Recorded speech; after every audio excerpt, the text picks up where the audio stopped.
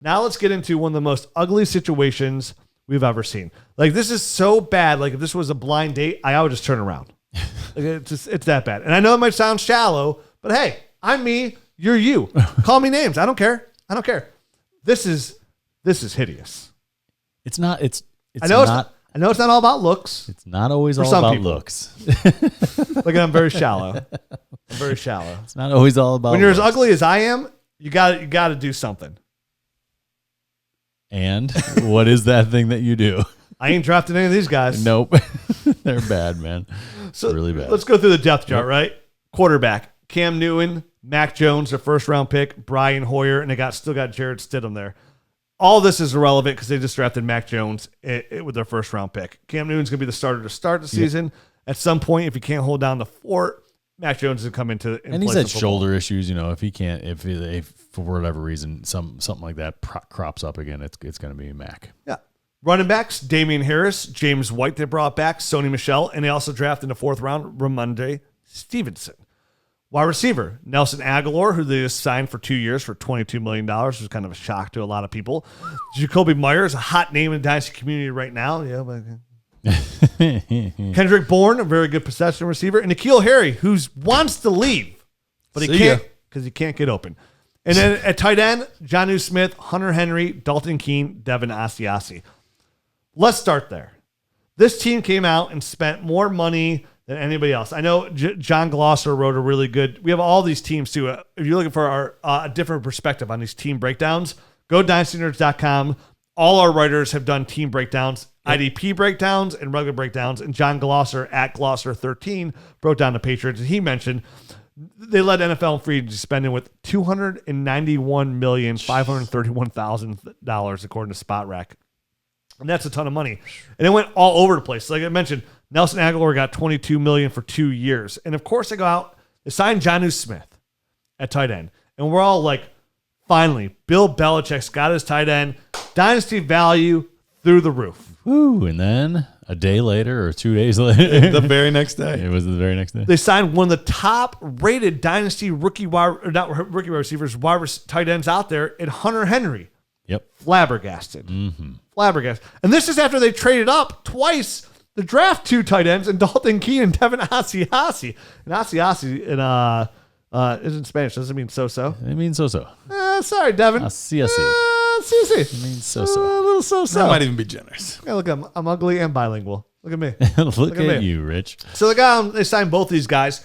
And the way I look at it is there's no way Hunter Henry signs there if Bill didn't present him like, hey, I know we signed Johnny. This is how we're going to use you. Yeah. You're going to get this amount of, So, they signed Nelson Remember Aguilar. Gronk and Hernandez. Yeah. Yeah, exactly. This is why people talk about Jacoby Myers. If somebody offered me right now, they're like, hey, dude, I've got this delicious sandwich right here, and you can have it for Jacoby Myers.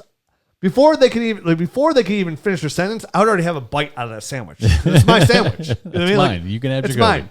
Kendrick Bourne, a very nice possession receiver, Matt. I know you're a big Kendrick Bourne fan. Give me a break. I don't like this guy. Guy loves him. Loves Kendrick Bourne. Every time Kendrick walks by, he's like, can you need a back massage? Loves Kendrick Bourne. Mentioned him one time on the podcast as a guy on the roster for San Francisco, and all of a sudden, I like biggest him. fan. Not just a roster. He's like, I kind of like Daniel for some upside. No, it was like 3 years ago. Yeah, but I don't think I did. Hey, I got a brain. I can remember some stuff. Not just a hat rack, my friend. I can remember some stuff here. So that's what, like, Nelson, I think we were talking about Dante Pettis, but then we were talking about other guys on the roster that had more upside. Oh, that's everybody. And I was like, who was the white receiver on the team that you actually liked? Oh man, Kendrick Bourne. No, he was not. No, there was another guy that he actually did like. Boone or something? No, I can't remember his name. I can't remember his name. I'm gonna find it. Find it. Deep study right now. You guys keep talking. So obviously this offense is going to go through Jonnu Smith and Hunter Henry. Trent. Dilfer. Go ahead. Oh, you're on the right track though. I feel it. Where do we value Jonnu Smith and Hunter Henry? Because to me, this hurts. It hurts both. Yeah. Even though Hernandez and Gronk both had success. That was with Tom Brady. Yeah, they had Tom Brady. Look at Cam Newton. Mac Jones is most highly efficient completion percentage quarterbacks out there. The guy gets it done in short intermediate. Like, it's a really good fit. Mac Jones fits what they like on paper what they want to do. He does. No, I think he's a better Trent Taylor. Trent Taylor. I had Trent. That was the guy you actually did like. Yes. He just likes TDs.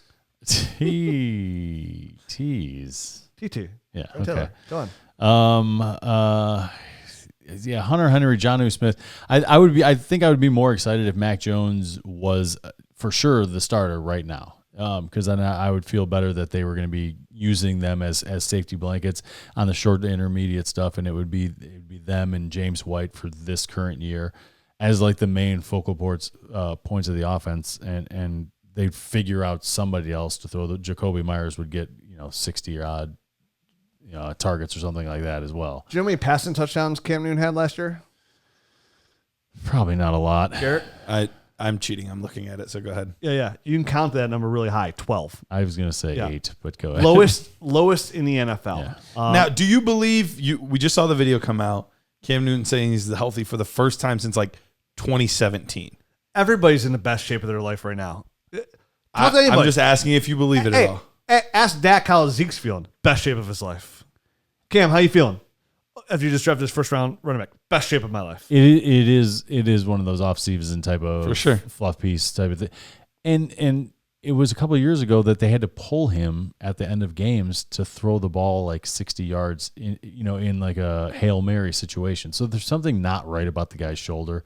By the way, unless he got some sort of surgery that he didn't tell us about, that stuff doesn't just like go away. By the way, the 12 touchdowns was the team total. Cam only had 8. Yeah, Cam. See, I said 8, didn't I? They had the least amount of touchdowns in the entire NFL last year. 2 of them, Jacoby Myers.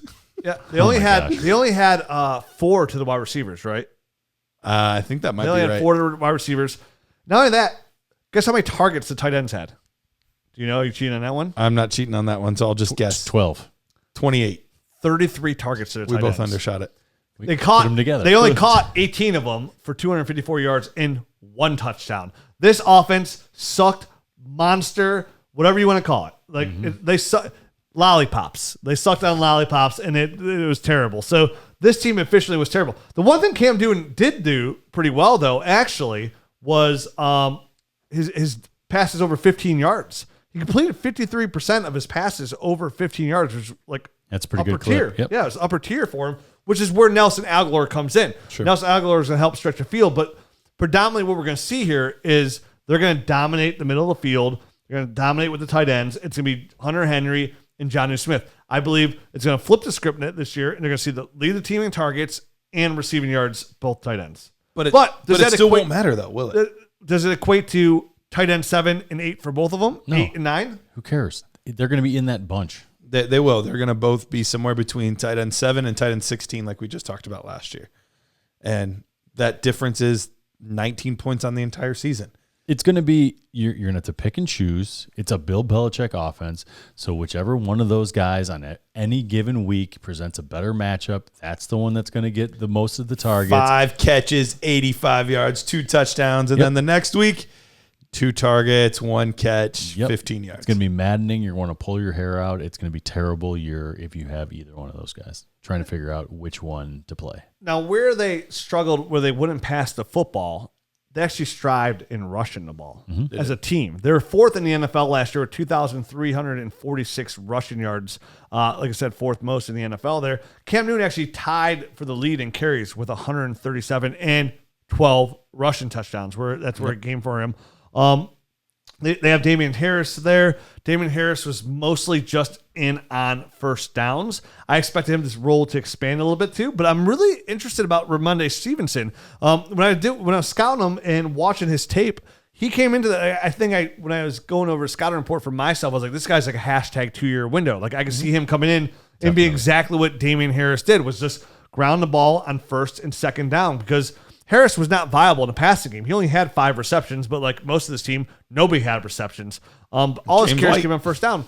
James White comes in, and James White is very efficient in the passing game, actually. But it's going to be Damien, like Sony Michel. Sony Michel will be lucky to stay on the roster. Well, they can cut him and save money. It's not a lot, like $800,000 against the cap, but if they could save anything at this point, I don't see why they wouldn't just get rid of this guy. They've got better players on the roster right now for cheaper. what's the point of keeping him around? All reports right now too are that Damian Harris has he's looked the part. He's the guy, which tells me one thing.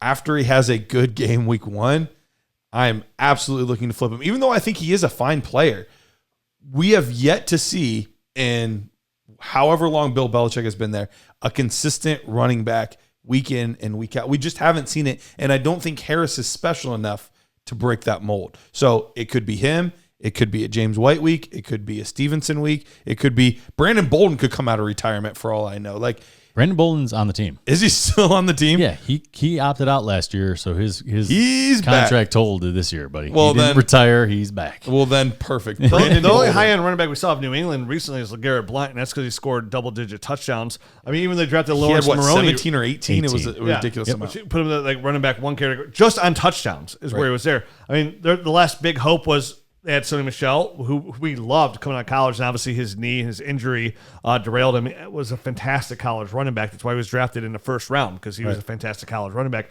Then before that, they drafted Lawrence Maroney high. Didn't pan out. Besides these guys, their number one success outside of that LeGarrette Blount year was James White. And John Glosser wrote on here too. This was a guy, White has been targeted at least 54 times in 6 straight seasons. So in a PPR league, James White might be the best value.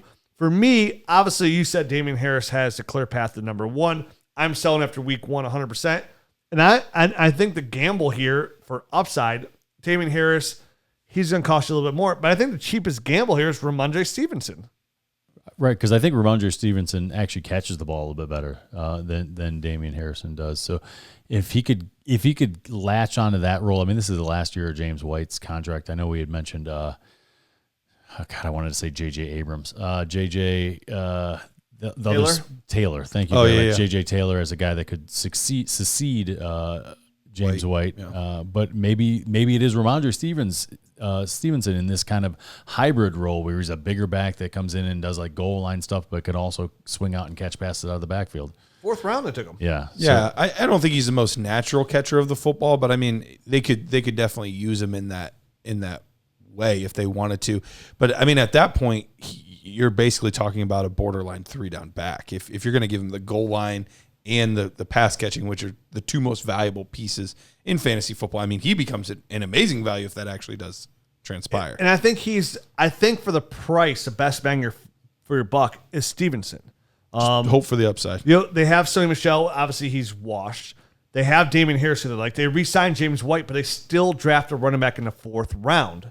I know the 4th round's not a great place to be for a fantasy football running back, but it's still the 4th round. You know what I mean? So to me, I think there's opportunity there for Belichick to get Stevenson in, because we do notice him a lot. All it takes is a couple wrong things you do, and he's pulling you in and he's giving somebody else an opportunity. If you're not getting it done, he will go through his running backs. So to me, my favorite guy to have on this roster, obviously Damian Harris is a clear choice. Sure. But if I'm looking for any price. kind of like opportunity for like cheap, not long term, but # 2-year window, I'm going Ramondre Stevenson.